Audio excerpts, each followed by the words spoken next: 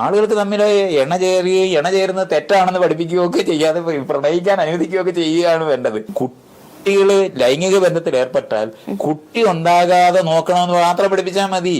അതിനാണ് നമ്മൾ ലൈംഗിക വിദ്യാഭ്യാസം കൊടുക്കണമെന്ന്. കുട്ടി ഉണ്ടാകാതെ ശ്രദ്ധിക്കണം. അല്ല രണ്ടുപേര് തമ്മിൽ കെട്ടിപ്പിടിച്ച് ഉമ്മ വെച്ചിരിക്കുന്നത് തെറ്റാണെന്നും അവരവിടെ ഇങ്ങനെ ഇരിക്കലെന്ന് പറഞ്ഞിട്ട് രണ്ടുപേരും വെള്ളത്തിൽ ചാടിയില്ലേ ഇവിടെ ഈ കായലില്. കേട്ട് കാണുമല്ലോ. ഞാൻ കഴിഞ്ഞ ഒരു വീഡിയോസിൽ ഇയാളെ കുറിച്ച് തന്നെയാണ് പറഞ്ഞത്. എത്രയാണ് ഇപ്പം പറഞ്ഞ വിഷയം നിങ്ങൾ കേട്ടു. കുട്ടികൾക്ക് പ്രണയിക്കാൻ അവസരം കൊടുക്കണം. പ്രണയിച്ചോട്ടോ, കുഴപ്പമില്ല. കുട്ടികളാകുമ്പോൾ പ്രണയം കാര്യമൊക്കെ ഉണ്ടാവും. നമ്മളൊക്കെ ആ ഒരു പ്രായത്തിൽ കഴിഞ്ഞു വന്ന ആൾക്കാരാണ്. പക്ഷെ പിന്നീട് പറഞ്ഞ വാക്ക് അവർക്ക് ശാരീരികമായി ബന്ധപ്പെടാൻ, ലൈംഗികമായി ബന്ധപ്പെടാനുള്ള ലൈസൻസും കൂടി കൊടുക്കണം.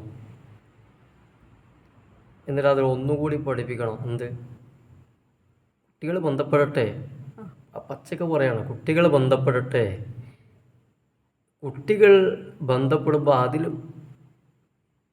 കുട്ടികളില്ലാതെ ആവാൻ എങ്ങനെ നോക്കണം, അല്ലെങ്കിൽ മക്കളില്ലാതെ എങ്ങനെ ബന്ധപ്പെടാൻ പറ്റും, അതാണ് അവരെ പഠിപ്പിക്കേണ്ടത്. എവിടെ? സ്കൂൾ തലത്തിൽ.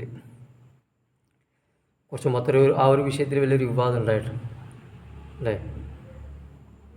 അപ്പോൾ ഇതാണ് മൂപ്പര വാദം.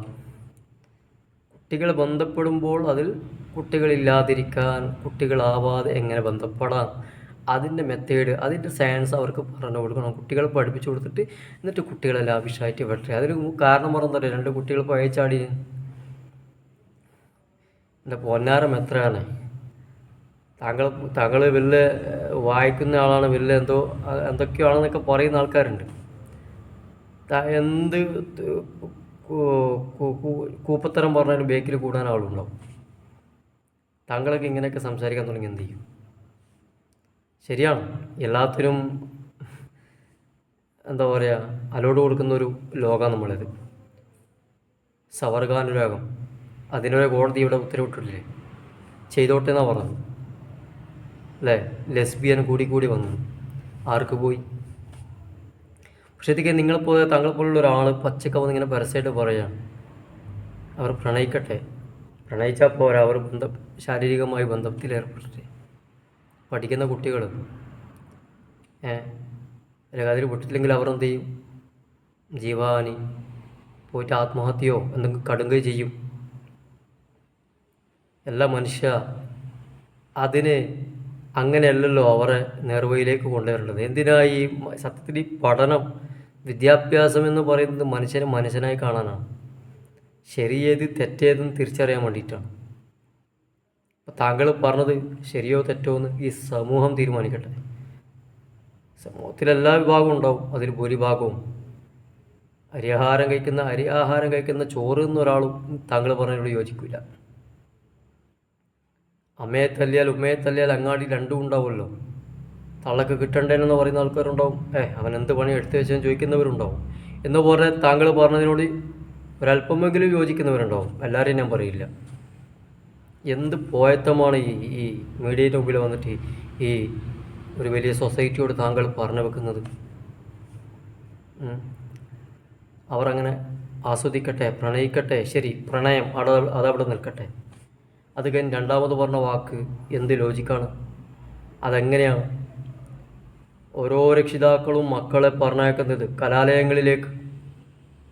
താങ്കളിത് പറയുമ്പോൾ താങ്കളുടെ സംസ്കാരം എന്താണെന്നും കൂടിയല്ലേ താങ്കൾ ഈ ലോകത്തിന് കാണിച്ചു കൊടുക്കുന്നത്. ഈ ജനങ്ങൾക്ക് മുമ്പിൽ ഞാൻ ഇന്ന രൂപത്തിലാണ്. താങ്കൾ ഒരുപാട് നല്ല നല്ല ടോക്കുകൾ ഞാൻ കണ്ടിട്ടുണ്ട്. ഒരുപാട് നല്ല നല്ല സംഭാഷണങ്ങൾ, ഒരുപാട് നല്ല നല്ല വിഷയങ്ങളൊക്കെ കേട്ടിട്ടുണ്ട്. പക്ഷേ ഇതിനോട് ഒരു സാംസ്കാരിക കേരളം, അല്ലെങ്കിൽ എല്ലാവരും പറയുന്ന പോലെ തന്നെ പൈതൃകം പറയുന്ന സംസ്കാര സമ്പന്നമായ ഒരു വിഭാഗം താങ്കൾ ഈ പറഞ്ഞ വാക്കിനോട് ഒരിക്കലും യോജിച്ച് പോകില്ല. തീർത്ത് പറയാം. ഒരു ഖുറാൻ്റെ വിഷയമായിട്ട് താങ്കളെന്നെ ഒരു മുമ്പൊരു ഇദ്ദേഹത്തിൻ്റെ ഒരു പ്രസ്താവനയാണ്, ഞാനത് പറഞ്ഞായിരുന്നു. നാട്ടുകാർക്ക് ഉപകാരമുള്ള എന്താ ഖുറാനുണ്ട്, അതന്നെ ഇതിലേക്ക് ഞാൻ വരാം. ഖുറാൻ ഇതിനെക്കുറിച്ചും പറയുന്നുണ്ട്. നാട്ടുകാർക്ക് ഉപകാരമുള്ളതൊന്നും ഇതിലേക്ക് ചേർത്തി പറയാം. ഖുർആൻ ഇതിനെക്കുറിച്ചും പറയുന്നുണ്ട്. എന്താണെന്നറിയോ? ലാ തഖറബുസിന ഇന്നഹു കാന ഫാഹിഷ. ലാ തഖറബുസിന, വ്യഭിചാരത്തോട് നിങ്ങൾ അടുക്കാൻ പോലും പാടില്ല, ചിന്തിക്കാൻ പോലും പാടില്ല. ഇന്നഹു കാന ഫാഹിഷ റിസ്സു മിൻ അമലി ഷൈത്താൻ. അത് വളരെ വടക്കാണ്, കബീഹാണ്, അത് ഷെയ്ത്വാൻ്റെ സാത്താൻ്റെ പണിയിൽപ്പെട്ടതാണ് എന്ന് ഖുർആൻ പറയുന്നുണ്ട് ജനങ്ങളോട്, നാട്ടുകാരോട്. അപ്പോൾ താങ്കൾ പറഞ്ഞ ഇതേ വർത്താനാണ് കുറച്ച് മുമ്പ് ചേകന്നൂർ മൗലവി എന്ന് പറയുന്ന ആളുണ്ടായിരുന്നു, അറിയില്ലേ? കേൾക്കാത്തവർ കുറവായിരിക്കും, താങ്കളും കേട്ടിട്ടുണ്ടാവും. ചേകന്നൂർ മൗലവി നിങ്ങൾ പറയുന്ന അതേ വർത്താനം പറഞ്ഞ ആളാണ്. ഇതേ ഖുർആൻ ആശയം വെച്ചിട്ടാണ് ചേകന്നൂർ മൗലവി പറഞ്ഞത് ലാ തഖറബുസിന എന്ന് പറഞ്ഞാൽ രണ്ടാൾ വ്യഭിചരിക്കുമ്പോൾ മൂന്നാമതൊരാൾ പോയി ശല്യം ചെയ്യാൻ പാടില്ല എന്ന അർത്ഥം വെച്ചാളാണ്. അറിയുന്നവർക്ക് പണ്ഡിതന്മാരോടോ അല്ലെങ്കിൽ സമകാലികരായ ഇപ്പം ജീവിച്ചിരിക്കുന്നവരോടൊക്കെ ചോദിച്ചാൽ മനസ്സിലാക്കാൻ പറ്റും. ലാ തഖറബുസിന എന്ന് പറഞ്ഞാൽ വ്യഭിചാരത്തോട് നിങ്ങൾ അടുക്കാൻ പോലും പാടില്ല. അപ്പോൾ അതിന് ചേകന്നൂർ പറഞ്ഞത് ഇപ്പോൾ നിങ്ങൾ പറഞ്ഞത് അതും ഏകദേശം സമാണ്. രണ്ടുപേര് ചെയ്തോട്ടെ, മൂന്നാമത്തെ ഒരാൾ പോയിട്ട് അത് ബുദ്ധിമുട്ടിക്കണ്ടെന്ന് മൂപ്പർ സ്വന്തം കണ്ടെത്തിയ അർത്ഥമാണ്. തെറ്റായ ആശയം വിശദീകരണം കൊടുത്ത ആളാണ്. ഏതായാലും താങ്കൾ ഈ പറഞ്ഞ വാക്ക് ഒരിക്കലും ഒരു സംസ്കാരമുള്ള ഒരു മാതാപിതാക്കൾക്ക് അല്ലെങ്കിൽ സംസ്കാരമുള്ള ഒരു മാതാപിതാക്കളെ മക്കൾക്ക് പറഞ്ഞ പണിയല്ല, അവർ ആ പണിക്ക് പോവുകയും ചെയ്യില്ല. പിന്നെ ഈ ഫെമിനിസ്റ്റും അതും ഇതും തലക്ക് കയറി എല്ലാം നമുക്ക് അനുവദനീയമാണ് എന്ന് പറയുന്ന രീതിയിൽ നടക്കുന്നവർക്ക് എന്ത് കാട്ടിക്കൂട്ടിയാലും, പണ്ട് ഈ ചുംബന മത്സരം ഉണ്ടായി, പരസ്യമായി ചുംബനം ഇതുണ്ടാകുമ്പോൾ മത്സരം ഉണ്ടായ സമയത്ത് അതിനെതിർത്തൊരു നടി ഉണ്ടായിരുന്നു, അറിയോ? എത്രയും കണ്ടിട്ടുണ്ടാവും, കണ്ടിട്ടില്ലെങ്കിൽ ഒന്നും ഞാൻ സൂചിപ്പിക്കാം. നമ്മളെ മലയാളത്തിൻ്റെ ഒരു നടി, പ്രിയപ്പെട്ട നടി ശോഭന വരെ അന്ന് പ്രതികരിച്ചെന്താണെന്നറിയോ? മണിയറയിൽ ചെയ്യേണ്ടത് പരസ്യമായി, കിടപ്പറയിൽ ചെയ്യേണ്ട സംഗതി നാട്ടു റോഡിൽ വന്നിട്ടല്ല ചെയ്യേണ്ടത്. കാര്യമായ സത്യമായ വാക്കല്ലോ അത്. പക്ഷെ താങ്കളെപ്പോലെ എല്ലാമെന്ന് തികയുന്ന ഒരു മനുഷ്യൻ വന്നിട്ട് പറയാണ് പ്രണയിച്ചോട്ടെ പോട്ടെ, പ്രണയത്തിനപ്പുറത്തേക്ക് പിന്നെ അത് പോരാ, അവിടെ സ്റ്റോപ്പ് ചെയ്യാൻ പാടില്ല, അവർ ലൈംഗികമായി ബന്ധപ്പെടുത്തും. പക്ഷെ ബന്ധപ്പെടുമ്പോൾ കുട്ടികളില്ലാതെ എങ്ങനെ ബന്ധപ്പെടാം, അതും കൂടി അവരെ പഠിപ്പിച്ചു കൊടുക്കണം. എന്താന്നല്ലേ